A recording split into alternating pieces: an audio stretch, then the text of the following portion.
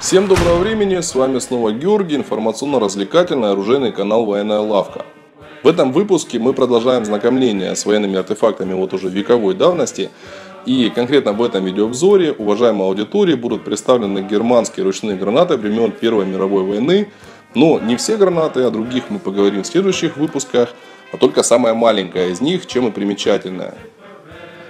Называется эта граната Airhand граната 1917 или яйцевидная, яйцеподобная ручная граната образца 1917 года.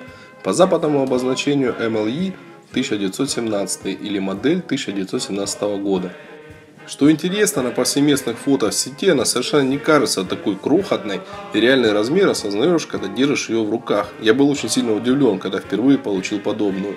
Вам же для понимания я могу сравнить ее с другими наиболее распространенными и известными гранатами, такими как М39, немецкая наступательная ручная граната времен уже Второй мировой войны, и F1, ее уж точно многие держали в руках. Как вы видите, она значительно меньше по размеру, чем среднестатистическая противопехотная ручная граната, не говоря уже о образцах Первой мировой. Взять хотя бы нашу отечественную гранату Владимира Рылдутовского РГ-12. Здесь я сделаю небольшое отступление и поясню на всякий случай, что на обзорах у меня задействованы полностью оригинальные образцы, настоящие гранаты. Пусть вас не смущает состояние этих предметов, которым уже больше 100 лет. К счастью, их хоть и сложно, но еще возможно раздобыть. Гранаты настоящие, но полностью деактивированы или обезврежены. Из них извлечены и уничтожены все взрывчатые и горючие вещества, и в таком виде ничем противозаконным они не являются. Поясняю на всякий случай для заинтересованных граждан. Итак, в ходе второй половины Первой мировой войны для ведения наступательных операций Германская империя приняла решение снабдить своих солдат компактной и легкой ручной гранатой, которая была бы по своим размерам значительно меньше и легче, чем применяемые на фронтах кайзеровскими солдатами ручные гранаты Штильхан граната 15, 16 и 17, а также шаровидный, неудобный в переноске Кугелхан граната 13 и 15 года.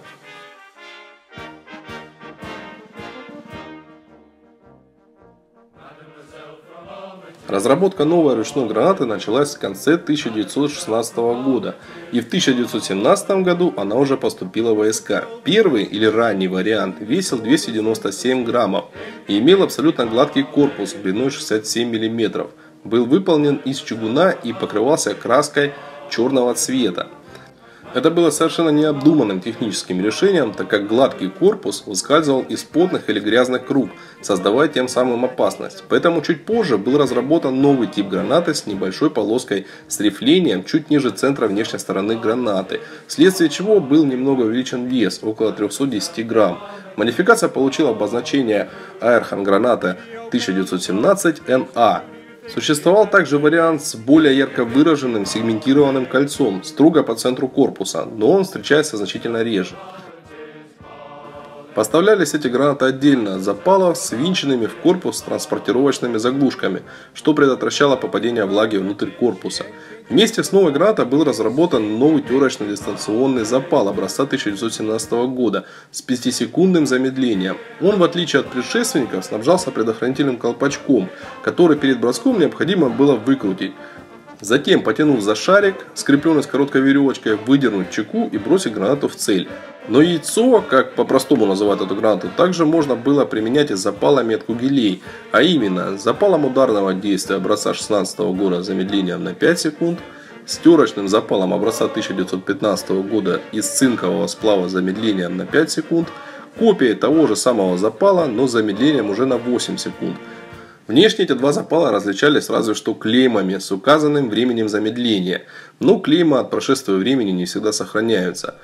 И последний запал, с которым применялись эти гранаты, и наиболее распространенный, поскольку время на него не так воздействует, это запал с бронзовым корпусом терочного действия с замедлением на 5 и 7 секунд.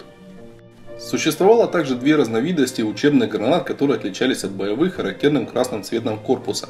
Но немцы вообще любили красить в красный цвет учебные боеприпасы. Одни являлись по сути лишь болванками для отработки навыков метания гранат, другие имели полный корпус и 3 отверстия в нем. Последние применялись для метания не только в виде болванки, но и с использованием реальных запалов для большего реализма и понимания солдат принципа действия этих гранат.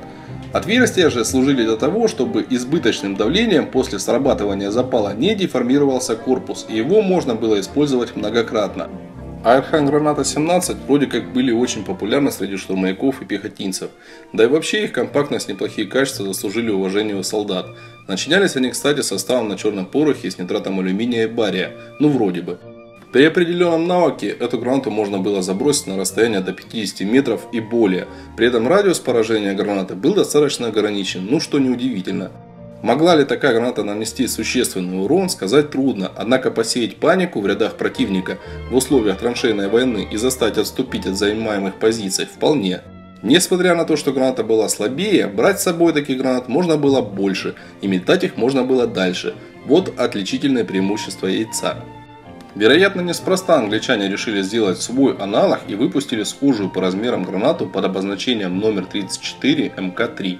Трофейные гранаты Айрхан-граната 17 применялись во время Первой мировой войны также армиями Антанты, в том числе и Россией.